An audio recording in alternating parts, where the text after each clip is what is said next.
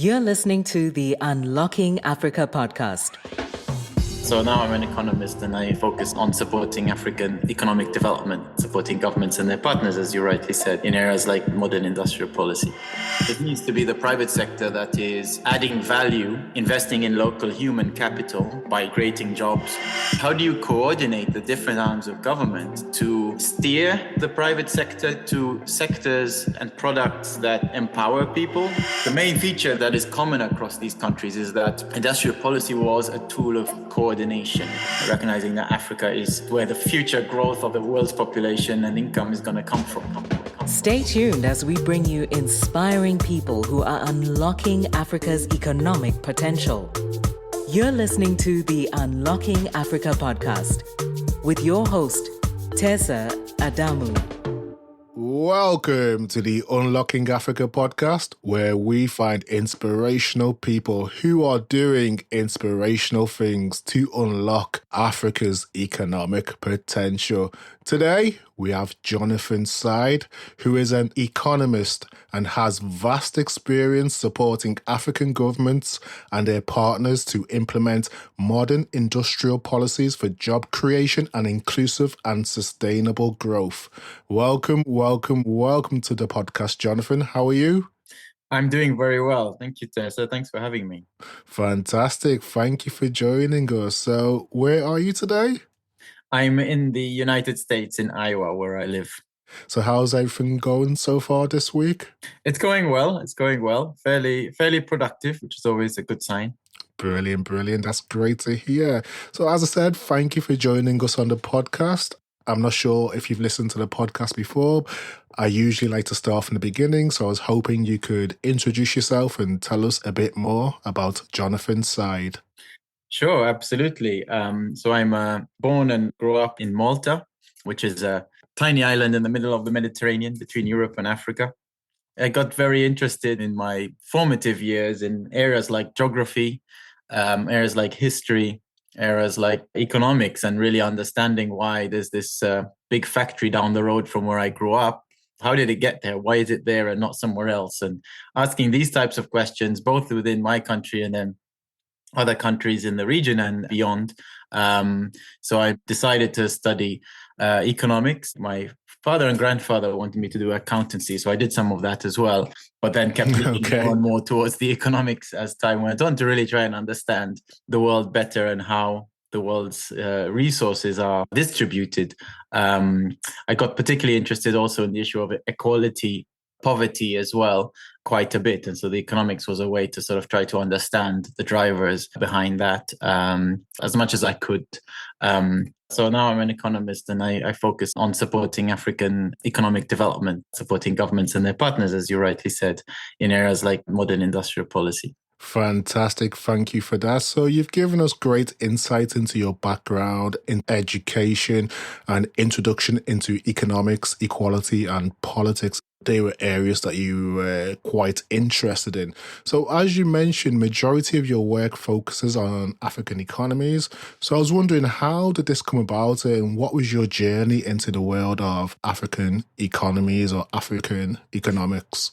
Yeah, and so with my interest in those areas I mentioned before, I started doing some social work on the side of when I was at university and a bit before in my high school with people in need. That was both in Malta, in neighboring Sicily, where I went there for a number of summers to support the organization of summer schools in a deprived area of Palermo, the main city there, and I also did some similar work in India as well at the time. And that sort of those experiences really shaped me and made me much more interested in understanding from the human and social aspects the challenges of poverty, of destitution, of people who are homeless, orphans, and children having to grow up in difficult circumstances with broken families or in institutes and things like that.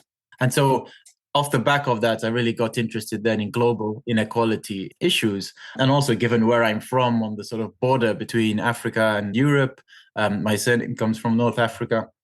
So my ancestors originally, some came from North Africa as well, really got interested in Africa as a continent and understanding why it's not as rich as Europe and the countries to the north of where I grew up. And so really started to dive more and more into that. And so when I started working in economics. Initially, I started working in the United Kingdom because that's where I did my master's, and then I stayed on there. But as I was working on the United Kingdom, I felt a bit of a gap and a yearning to really support countries where people are suffering more and have less opportunity, less economic opportunity.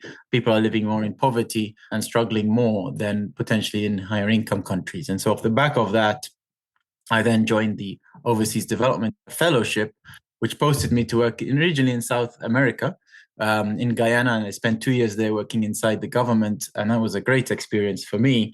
But then after that, I really wanted to build my experience and exposure in Africa. I'd read a lot of books about the continent, got very interested in it, which were different programs on it and so on. And so I wanted to build my experience there. And so then I reached out to the economics consultancies I knew of. I found on the internet, maybe about 50 or so of them, and just asked if I can have a job there. And one of them out of the 50 responded. And so I went over to Malawi, and that was a great experience. And likewise, I ended up working through this consultancy. I ended up working in the government for 3 years as a seconded technical assistant. And then things kicked off from there, really.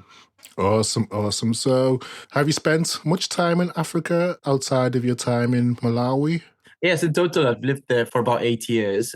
Between Malawi, spent 3.5 years in Liberia as well, and then a few other places, shorter amounts of time, like Tanzania. So that totals to about 8 years living there, but also various travels as well. Also, when I was at university, my holidays were in Africa, which was not normal for people growing up in Europe. But that was me with a couple of friends. We would go and explore a few different countries, traveling around as well. That's when I was in my early 20s. But then, 8 years living there and working there.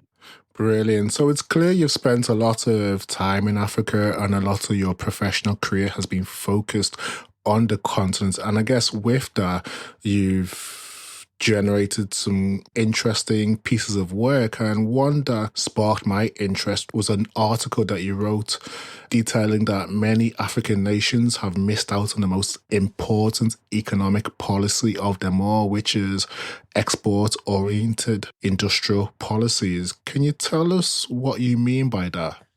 So by this, I mean basically efforts by the government to facilitate private sector, and we know that it's ultimately private sector on which economies are built, but it needs to be the private sector that is adding value, investing in local human capital by creating jobs, by skills development and professional development for its workers, by procuring its inputs from other local SMEs. It's things like that where economies can really grow and transform and allow for the population en masse to prosper, to escape poverty and to prosper. And when you look at the countries that have developed, and that extends from the United States to Germany to France, and then examples like Chile and Israel and Costa Rica and Vietnam and Japan, South Korea, there's quite a long list of them. The common feature they had was this tool, this industrial policy tool. They used it in a way to basically steer the government to do the things it needed to do and coordinate the government, because the government is not one entity. It's typically 100 different agencies and ministries, each basically being a separate organization in effect. So it's how do you coordinate the different arms of government to steer the private sector to sectors and products that empower people and that open up the space for other firms and other private sector, rather than closing up the space so that only that 1% or 10% benefit, but the rest don't. So steer the private sector and then also facilitate the private sector and support it to remove bottlenecks where the government might be getting in the way of more investment and more job creating growth. So the policy tool that was used is industrial policy. There have been many examples of it being used badly, but that's the same for monetary policy, fiscal policy, land policy, energy policy. All of these can be done well or they can be done badly. But in effect, what is important here is that the countries that have been able to build economies that are inclusive, that empower the majority or the vast majority of the population rather than just a minority, they've been able to coordinate government to steer the private sector and unlock the power of the private sector to create jobs, to innovate, to drive that dynamism. Some of it, of course, exists there in spite of government, this dynamism in the private sector, but sometimes it's too constrained to empower the entire nation. And so transitioning from just a narrow enclave of that dynamism to an entire nation being empowered requires government to play ball, and the tool it needs to do that is industrial policy. And when I say export oriented, it's that in the past some of the mistakes have been more where industrial policy has been focused on protectionism and import substitution, we call it, right, trying to block out imports to protect local industries, but that's been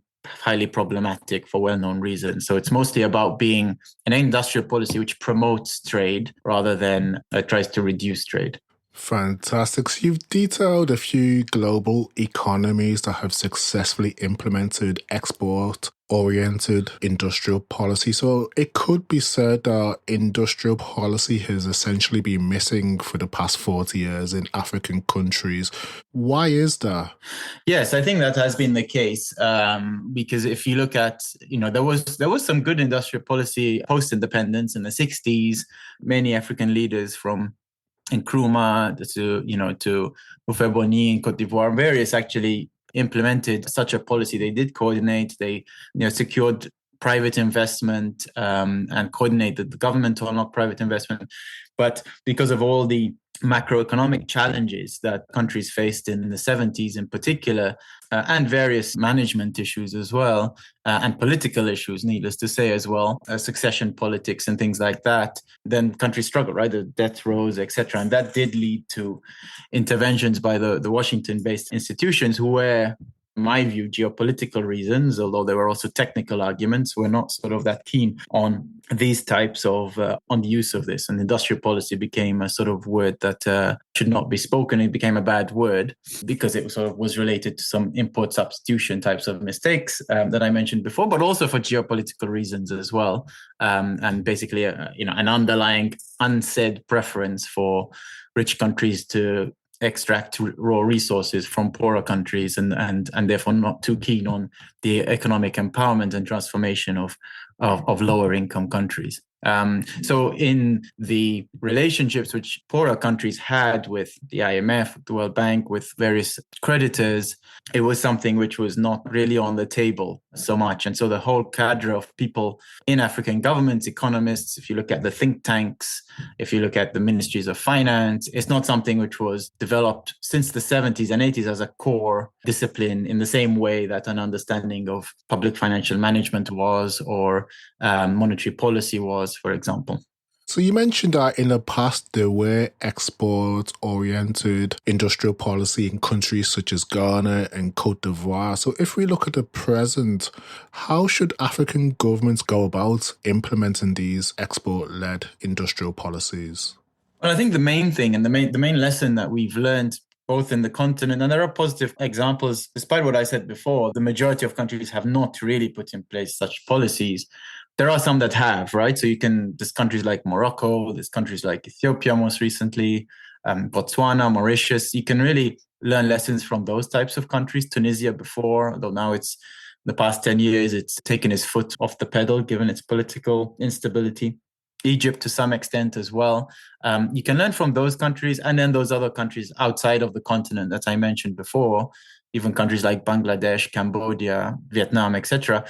The main feature that is common across these countries is that industrial policy was a tool of coordination. It was one of facilitating the relationship between governments and, in inverted commas, the right type of private sector. There's always relationships between the government and the private sector, but the problem is in many countries, that's more of an extractive relationship, right? It's more in many low-income countries where it's more about extracting raw resources, exporting resources in a raw form, or it's about preferential positions in the marketplace, particularly related to imports, right? Who's dominating the imports of fish into the country or the imports of dairy products, which are, where you can make a lot of money if you dominate that position. And so you need some form of deal with the government to give you a preferential license. That's typically how the relationship between the private sector and governments has been for the most part in many countries.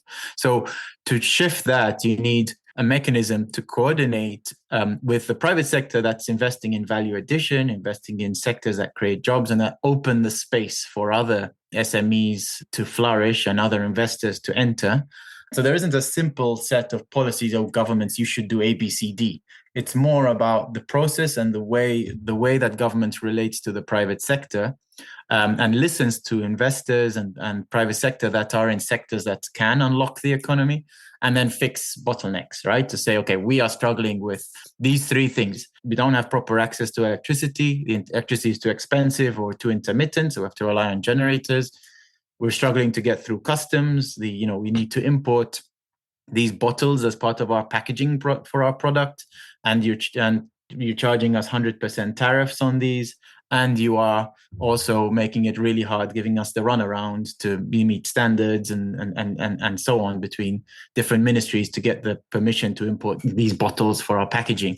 So it's the private sector listing things like that, and then the government being able to coordinate itself and respond to fix those problems, not just for those firms and those sectors. You do it for those firms and those sectors, but in doing it for those firms and sectors, you're also implicitly doing it for others as well. So the main successful feature is where government can coordinate itself. And remember, as I mentioned before, it's not just one ministry that can do this. Energy is controlled by the Ministry of Energy and the energy utility. Land is Ministry of Land. Customs falls under the Revenue Authority.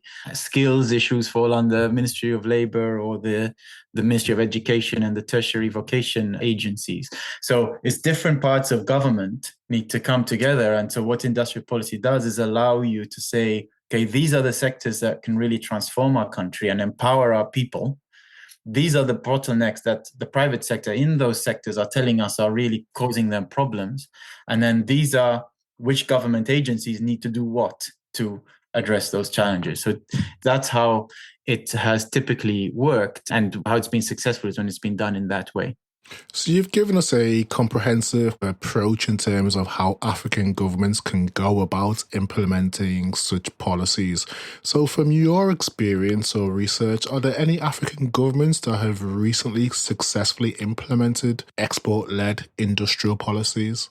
Yes, there are. The most recent examples are some of the ones I mentioned. So Morocco is a really good example to look at, whether it comes to agriculture, manufacturing, and the services sector. They've done really well, from citrus and olives, fruits, through to car manufacturing, through to tourism and financial services.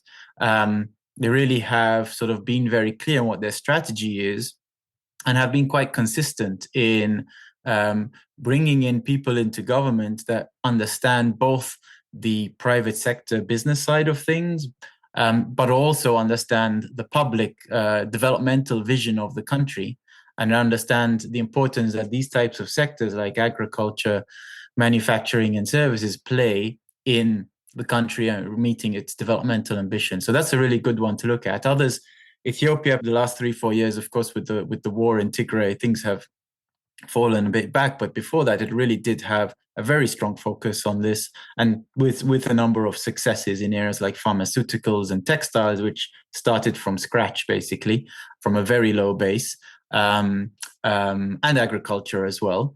Mauritius is a very good example, Botswana, as I mentioned before. But you can also look at other countries that have been doing better in more recent years than these ones I mentioned. So examples would be Senegal, Ghana as well has been doing very well in more recent years. Cote d'Ivoire itself, for example, Cote d'Ivoire has become the world's biggest producer of cashew nuts in just 20, 30 years. It was a very low player just in the 90s.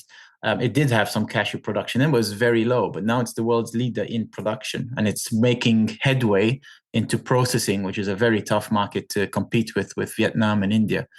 There's also other examples like in smaller countries too. Togo, for example, is doing well in some areas like call centers, and also processing of agriculture. Rwanda, of course, is a well-known example. There's quite a lot out there that you can look at.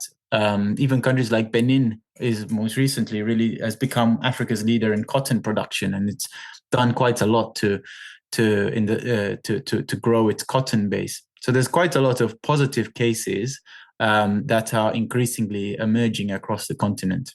Thank you for that, Jonathan. You touched upon this during our conversation, but an element of export-led industrial policies is about, I guess, value addition to products or commodities. So I just wanted to know from your perspective, what is the importance of value addition for African economies? It's critical. It's central. So basically, without value addition, there is no, Africa's vision. If you take the African Union, 2063 vision, cannot be ever met. The SDGs cannot be met, right? For all the talk of, I care about SDG 3, I care about SDG 7, or whichever you pick. None of them can really be met without value addition. And the reason for that is because without value addition, you cannot create enough household income on a national scale, and you cannot create enough tax revenue for the government, and you cannot create enough growth in net exports. So in a way where you're not constantly facing forex crises and also debt crises, as we are seeing now in countries like Zambia and Angola and Ghana and so on. Value addition is what allows you to really build an economy based on human capital, where entrepreneurs are rewarded, where people can find jobs, people can slowly make progress in improving their household incomes. They can escape the poverty trap, where you basically, as a household, you're never able to save because everything you earn, whether it's your subsistence farm that gives you your cassava or your maize or your rice, you basically eat it, and then you have nothing left over for savings or for investing in your child's education or in healthcare. You're basically stuck in that trap. Whether you're an individual or whether you're a government is the same. And many governments are also stuck in that trap, and that's why the debt crisis then comes from. So value addition is critical to unlocking the power of firm capability, we call it, basically building private sector capacity, proper firms that can really create jobs and widen the tax base so that the government can then, develop a proper welfare system, proper healthcare, proper education, security, etc. Without the pressure on households and the pressure on governments from the consumption side is just too big for the revenue side to keep up, so to speak. If we think of it as a business, right, in a sense, you need your revenues to be paid in expenditure. So it's what will allow those revenues to rise above the expenditure such that you can have savings over time. And that's what really allows countries to flourish and to prosper. Otherwise, you're stuck in a low income trap and a poverty trap.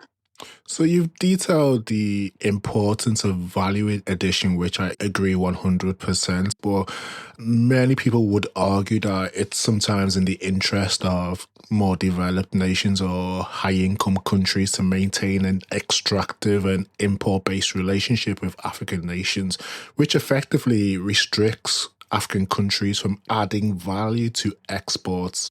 What are your thoughts on this, and are we seeing a change in this type of trade relations? Yes, so this is a key question. Historically, this has been the case, and I think for the most part, it remains for the most part like that today, just because of legacy issues, path dependency. Many rich countries, particularly European, have benefited from this extractive model, right? That is clear.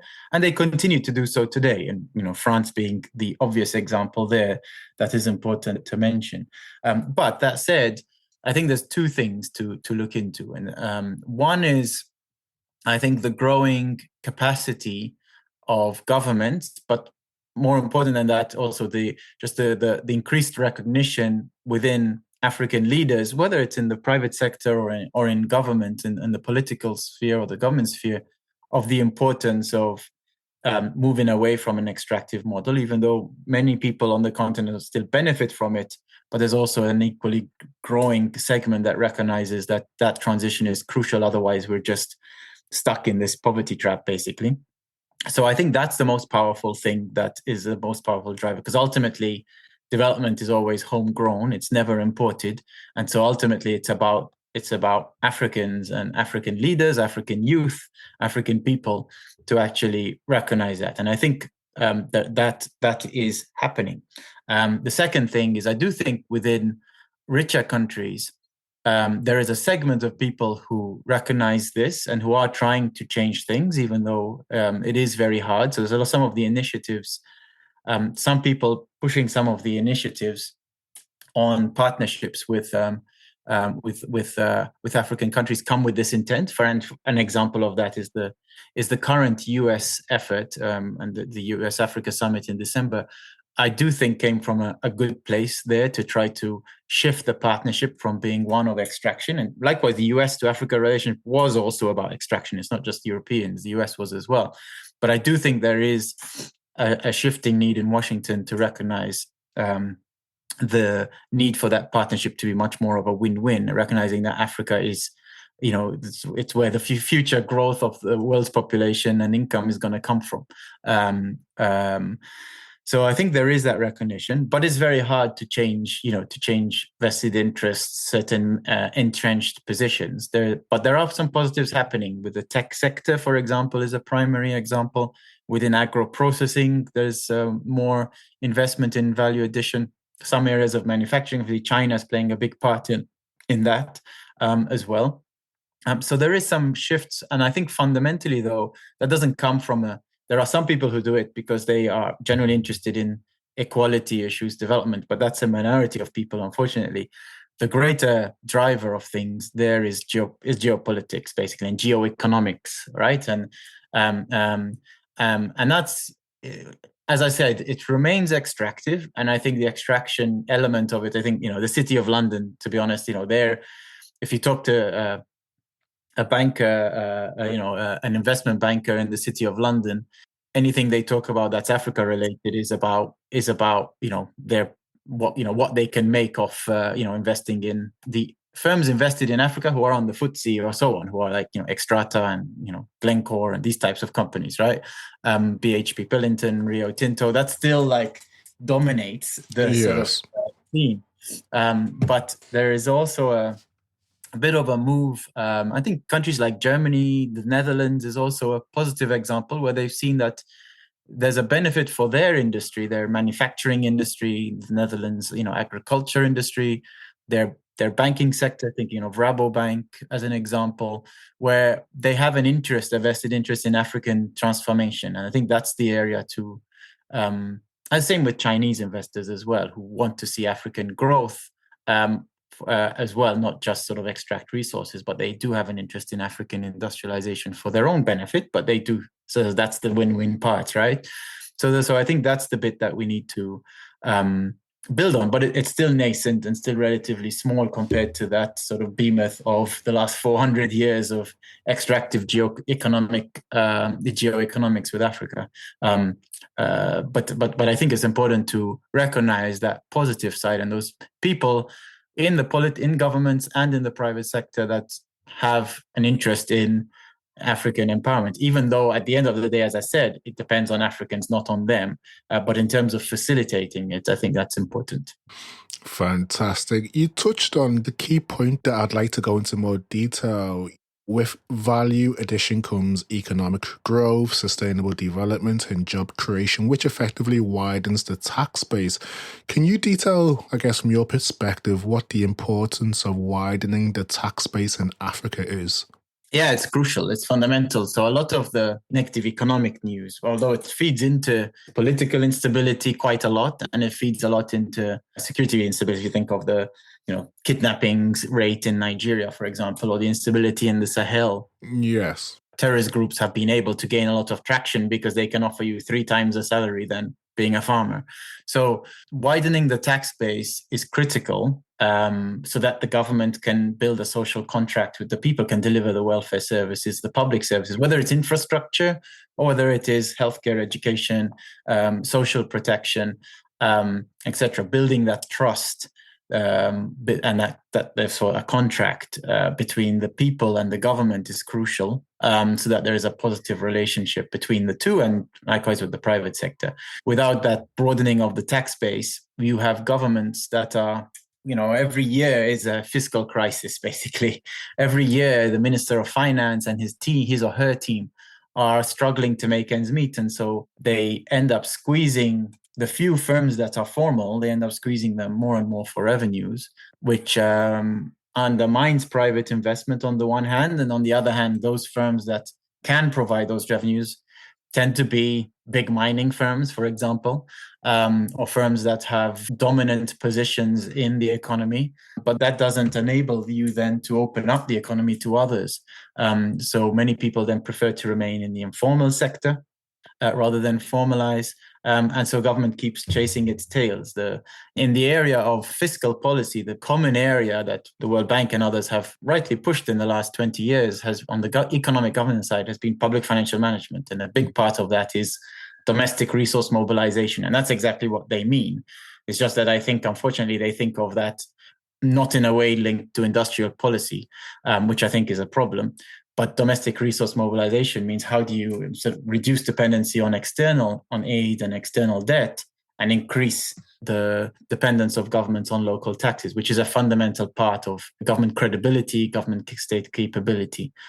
So it's really important to widen the tax base so that you have government legitimacy and government can build the capability it needs to deliver what people require it to do for them. Fantastic. So we've discussed the importance of widening the tax base and value addition. You know, all of this sounds probably a lot easier said than done, as it does require the coordination of multiple enablers such as land, roads, energy, market development, technology, and regulations. So what are some of the challenges that you've seen whilst you've been embedded in African governments in terms of coordinating all of these enablers in Africa? Yes, that's a very good question. There are big challenges. It is difficult. I think the biggest single challenge, in my view, is what we call the political economy, which basically means people who have, who make their money, to put it crudely, people who make their money from the status quo and then being politically powerful, that they back the party or they back this presidential candidate and then expect things in return. And the things they expect in return are basically the status quo, right? Which is the high barriers to entry and that type of the extractive economy, the import-based oligopoly type situation.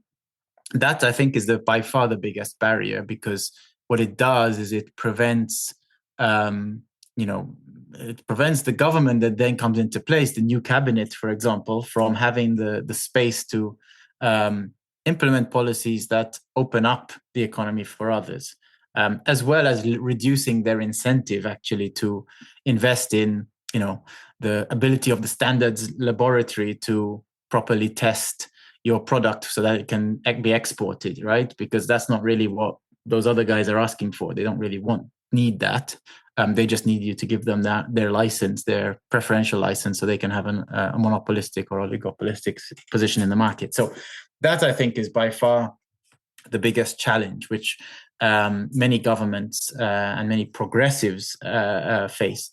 I think you can extend that to the international scene as well. So the global that extractive geoeconomic and extractive geopolitical relationship by the international community also, I think, typically worsens that as well, because it reduces policy space, and in various ways, all the conditionalities that come in. I'll give you aid if you do A, B, C, D, or they haven't really been conducive to government coordinating itself. Some of this happens also inadvertently, just the way that governments depend on aid from external agencies mean that they're more responding to.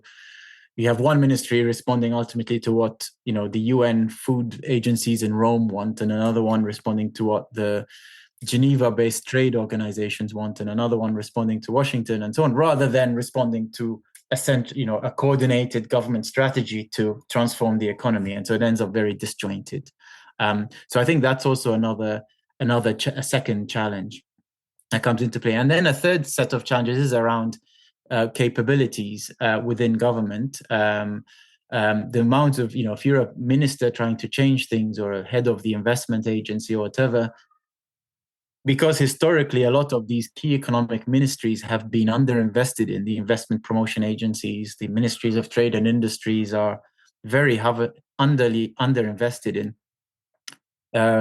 Then you don't have people that you can rely on to do the research, do the briefings, do that groundwork that you need to do to drive policy into place. So you end up relying on a handful of people rather than on 50 people, and that handful of people ends up overworked, without bandwidth, without time to do anything. You yourself, as president, prime minister, minister, you're also you only have 10% of your time. Typically, there's a random number, but more or less, to do the strategic things you need to do. The other 90% of your time is spent on administrative issues, putting out fires, firefighting, managing the politics, because you'll have all sorts of people, senators and religious leaders and business leaders and you name it, and and donors and international people all asking you for A, B, C, D, and you can't ignore them all, because if you do, you'll be out of a job. So you've got to manage the politics. You've also got to do the international diplomatic stuff.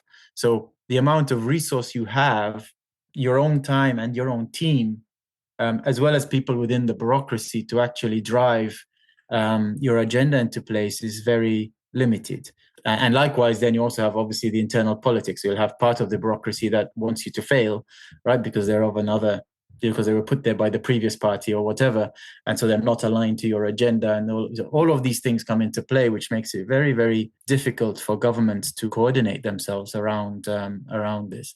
So I think those would be the three biggest challenges that play a part. There are ways to sort of address that, and that's where industrial policy becomes critical. But those are the big challenges, I think. An interesting point that you mentioned is that a huge challenge is people that make their money from the status quo sometimes can influence government. Is corruption still an issue within African governments?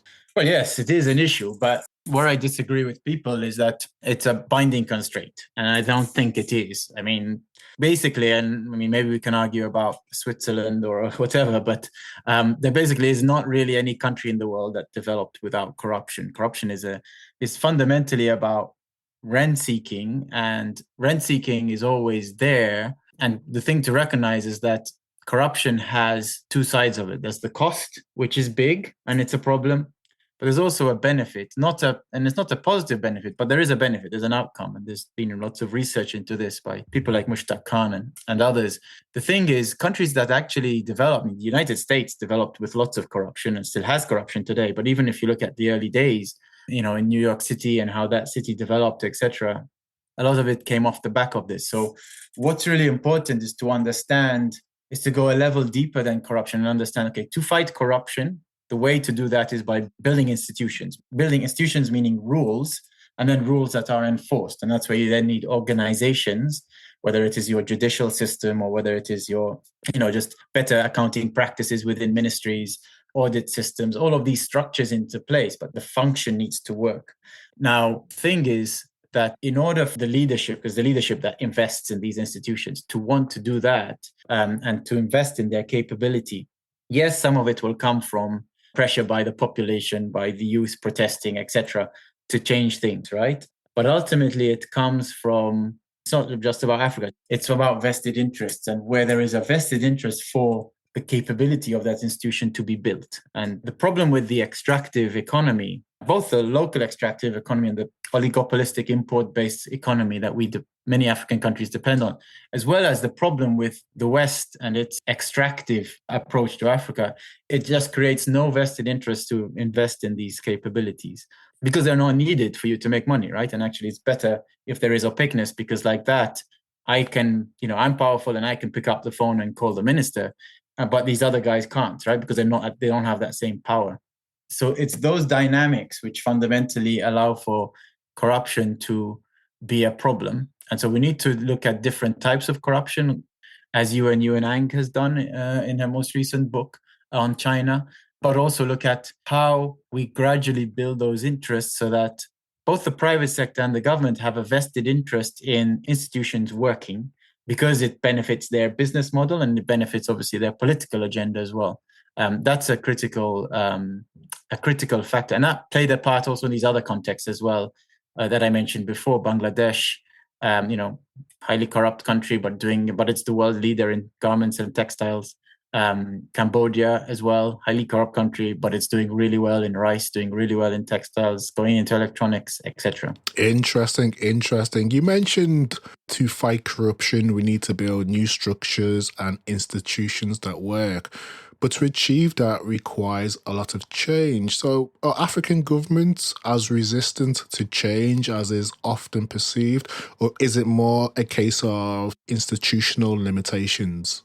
Well, I think it's a bit of both. So this is why I keep coming back to a lot of the problem is the political economy and the extractive nature of the economy. Because when you have an extractive nature, then your vested interest, whether you're the business that's doing that mining or doing the dominant, importer of fish into the country or whatever it is, or you're the politician that benefits from those businesses because they fund your campaign and they support you in your political agenda, then you have an interest to keep that status quo, right? Because that's what has given you the power and that's what's allowing you to sustain the power. And then that leads to underinvestment in institutional and organizational capabilities. So the trick is really, how do you allow people to make money? Because people will always try to take care of their family and improve their income and so on. That's human nature. So how do you allow people to make money, but in a way where, in order for them to make that money, it requires that investment in organizational and institutional capabilities, as well as you need to put pressure from the population demanding more accountability and so on, as is happening in many countries through the democratic system and other systems as well, the internet and all of that, social media and so on. That's important. But fundamentally, it's about where the economy and the politics align to invest in that institutional capability. And that's, again, why value addition is important, because sectors that are adding value require more institutional capability. They require less corruption and they require things to work better. They require that standards lab, right? If I want to develop a product and have it accredited in standards lab so I can export it to wherever and get my certificate of quality, my ISO 9001, whatever it is, then I need the standards lab to work. So I need to demand the government to fix that standards lab so that we can export. So that is the alignment of that vested interest, which is the crucial bit. And that then leads on to, I think there are many people in government that want to see that change, but they know that, they have to play the game, otherwise they're out of a job, right? And they don't have an income, and their family, they can't send their daughters to school or whatever it is. And likewise, the private sector as well. But that's where the facilitation and the focus needs to come in, because the system has just been built historically since colonial times to be an extractive one. You mentioned that many people in government want to see that change. So if we go back to the work that you're doing, whilst being embedded in several African governments, do you believe that there is sufficient change taking place within African governments? And if so, what is driving or shaping that change? Yes, I do think there is that change happening. And I think in this, it's always easy for people to be pessimistic about this thing and to say, oh, nothing's working and all our leaders are bad. And, there's always that rhetoric out there. But it's important to take a historical perspective to understand where countries are coming from. And my view is that, in the 60s, when most countries got independence, it was a negative state of institutions because of what colonialization left behind in terms of patronage systems and extractive economy and so on. Shifting that is really, really hard, especially when you don't have a strong bureaucratic capability in place, you don't have a strong local private sector in place, etc. Then it's very hard to shift that. So in the context of where countries started, and also in the context of what we said at the beginning, that basically Africa has been deprived of smart industrial policy between the 70s until 10 years ago, it was deprived of that. So if you factor that into play, and sort of all the problems of the Washington Consensus and that we're familiar with, then I think that there is, those had the big cost, right? Including what I mentioned of that weakness in the ministries of finance, in the ministries of trade and industry from a technical standpoint. The weakness on the technical standpoint. Then I think things are changing given all of that sort of difficult stuff, and not put on top of that difficult political situations as well, some conflicts in various countries, ethnic issues in various countries, all of that, low technological access in many countries. One is a positive change. So one is internet and technology, which is improving access to information and having a positive effect overall. I think a second one is education. I think you have people within the elite group, people that are able to and do become ministers or advisors to the presidents and all of that, those types of positions, there are people who are have a better understanding of what works, and also are increasingly pushing back where they need to push back on the international community, or push back on certain extractive industries and things like that, and pushing this narrative of industrialization, validation. The Continental Free Trade Agreement is all. So I think all of that, there is a dynamism within there at the political level, also at the technocratic level as well, and also at the business level as well, where you've got lots of young entrepreneurs doing startups and doing, Lagos is a prime example of that, but it extends to not just Nairobi and so on, but across many capitals, Senegal, Dakar, and Abidjan, and and Lusaka, and so on. There's an entrepreneurialism there. So I think that's a key driver of this change. And fundamentally, there's also other factors. Shocks from commodity price shocks that we saw in 2014, for example, that put a lot of countries up against the wall. Pandemics from Ebola to COVID as well, the war in Ukraine, all of these things, climate change and causing rain failures, and people seeing the impact of rain failures and of drought and so on firsthand. All of this is sort of mixed with these other factors, is also, I think, a big driver of that change. And so as a result, you're also seeing many people in government and being brought into government as junior cabinet members, or even as senior cabinet members, but they're young, maybe not necessarily. Some of them are young in age, but some might be young at heart, and progressive, being brought in to drive change. Governments still have to manage the political. It's always a political game, right? It's always about political survival, political agenda. But within that context, there's more happening. I think it's important to see the progress within that broader context. And when you see it in that historical way and in that contextual way, I think there's a lot of positive. So a simple example, if you look at also from the economic side, if you look at trade data, what Africa is exporting, traditionally it's always been 3 or 4. You look at a bunch of countries, 3 or 4 raw commodities, right? It might be gold, or it might be uranium, it might be oil, it might be, and then maybe there's some, there's a bit of, cocoa, or there's a bit of, palm oil or whatever. But now you're actually starting to see quite a lot of different exports happening for more products and more value-added products. It's still at a low base. So it doesn't have that effect on the macro situation. And that's why still you have all this negative news of debt crises in Ghana and Zambia and so on. But it is happening and it's growing. This is a change from 10 years ago. So that's reflecting progress both at the entrepreneurial level, private sector level, as well as progress on the government side of things. There's many cases of governments doing things better overall than they used to in the 90s and the 80s and so on. Fantastic. Thank you for that, Jonathan. So you've detailed that we are seeing a positive rate of change and dynamism, which is shaping the future. So if we look at the current, context in terms of the global economic downturn we're seeing in terms of rising inflation, depleting foreign exchange, devaluation of many African currencies, has this impacted the work that you're currently doing? No, not really. The work that I do and this work on industrial policy is about the structure of the economy. It's not about cyclical stuff. Of course, the cyclical stuff, which is what most people, especially macroeconomists and politicians and so on, tend to give attention to. And fair enough, because it is, what's front of mind.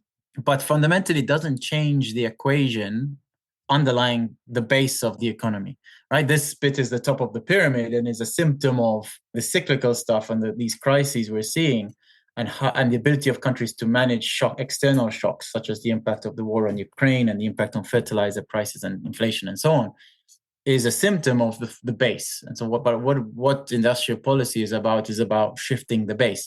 Of course, you can only really shift the base by understanding both what you need to do for long-term change, because this is not a 5-year project, right? This is a 50-year transition exercise, but shifting the structure of economies. So you have to have that in mind, but you can't be oblivious to what's in front of us right now. So you've got to, typically what it does though, is it creates opportunity, because it flags, it brings attention more to the structural change, because ministries of finance then say, oh, we really need to boost our exports now, because we have this big forex crisis. So where can we boost exports? So it creates that window that you then need to exploit in a positive sense to get more political momentum between these types of reforms that can really shift the economy. So your work hasn't changed, which is very, very interesting to know. So in terms of what you do, not really changing with the current global economic mood, what are some of the positive trends within what you're doing that you're seeing with regards to African governments and the way that they operate? Yeah, I think there's more recognition, particularly from the top, but also at local level and looking at subnational governments as well, which is important it's important to pay attention to, whether it's a city level or the counties in Kenya or the states in Nigeria or whatever. But at the level of the leadership, so it could be a governor, it could be a president, there's stronger recognition of the importance of industrialization, value addition. And that's a key tenet of the Continental Free Trade Agreement, which is really important because traditionally the trade discussion has been purely about trade, but what it's basically done is raised imports double as much as it raised exports, which is not sustainable. So it's shifting. So I think there is that recognition at that level, even in terms of macroeconomic planners, ministries of finance, ministries of economic planning are also recognizing it more. Investment agencies, for example, are being strengthened. You can think of, the Ethiopian Investment Commission, the Rwandan Development Board, the even Ghana, the Ghana Investment Promotion Center. There's various examples of strengthening of these entities. Shifting of ministries of agriculture, I think, is important. There's traditionally been very, let's say, very more of a social protection agency, if I can put it that way, than an economic development agency, and that it's been more about food security from a traditional production sense and from a patronage sense, right? Giving out fertilizer bags and so on, more for political reasons than more, of course, while hoping to have an impact on maize yields or whatever. But there is a bit of a shift there to recognize that ministries of agriculture need to work with ministries of trade on the value addition side, on moving up the value chain. So the terms like value chain has become a buzzword when across government in a way that it wasn't 10 years. 10 years ago, it would be used by a few people. Now it's been used by 3 times the amount of people. And that's important, I think, because it's about that sort of rhetoric on we need to move up the value chain and not just be happy with our raw cocoa exports or our raw tea exports or whatever. So I think that narrative, is really... it is gaining ground and it is an important trend to look into. Those challenges I mentioned before remain, and those remain very difficult. And on top of that, also the rapid rise in expectations of welfare of people, which is putting lots of pressure on governments, and sometimes probably too much pressure on governments to expect them to deliver much more than anybody realistically can. I think, every time we get to elections, there's always, and someone good, someone that people like is elected, the expectations are always through the roof and they're always unrealistic, and that backfires because then there's no way any human can, transform an economy like, Malawi, for example, in 2 years, just because it's been set for 100 years in a certain way. You can't change it overnight in 2 years. So sometimes it creates that unrealistic pressure, which detracts governments from doing the good work they need to do. But for the most part, there are those positive trends at play, which is important to pay attention to so that we can strengthen them while recognizing that the challenge still remains. It's not a one battle in any way. Awesome. So you've given us a comprehensive overview of the positive trends that you're seeing. So if we look at Africa's future, from a government perspective, where do you see Africa in 5 years' time? That's a good question. Obviously, definitely a tough one to answer. There's 2 scenarios. One is there is a rhetoric out there and the FT just wrote about this last week, right, of a lost decade because of the debt crisis, basically, and then the risk that may have in terms of not so much a direct risk, but more in terms of a distraction or moving resources away from these sectors that are actually doing very well, but that are still younger and need nurturing. So that is a potential risk, and that's one scenario. I think another scenario is where you'll have more dynamism in certain sectors, as we've been seeing, the tech sector, creative industries, agro-processing, which is growing quite a bit, and also manufacturing as well. My sense is that these will continue to grow, but I do think that what really matters is when these sectors can get to a level where they're big enough that they have a macroeconomic impact. And by that, I mean that there are no longer forex crises, for example. Or the currency doesn't need to be devalued every 3 years, right? Or I mean that inflation is not a problem because markets are competitive. You're able to produce competitively at a better price, right? And so you can manage those external shocks much better because you've got also your own fertilizer production capability, right? Or your own food production capability that there's less reliance on imported inflation. And likewise, that has an impact on debt because you're widening the tax base, right? So those are the macro impacts we're looking for. But to get to that level, I do think that it's a question of decades, it's not a question of years. And that's where you need that sustained attention on these sectors rather than just a short-term cycle, which is always the risk. And that's the risk of that lost decade scenario. But I think there will be these ups and downs, and there might easily be a lost decade. But fundamentally, I think that these sectors, because it's a matter of natural course, and people know that to transform and to change their lives, the lives of their communities, of their families, and their country, that's the way to go. I do think that would be a driving force that will get us to those macroeconomic impacts, as well as the poverty reduction and so on in 30 to 40 years, I do think. But with these ups and downs and with these crises, obviously, the less short-term crises we have, the better, because then you're really able to build that momentum. But ultimately, I do think that things will get there. There obviously are other risks at play, climate change and how, the gravity of the impact there, particularly on rain. Rain is the main thing because so much agriculture is not irrigated. And there's so little investment going into irrigation, unfortunately, that those risks are pretty big.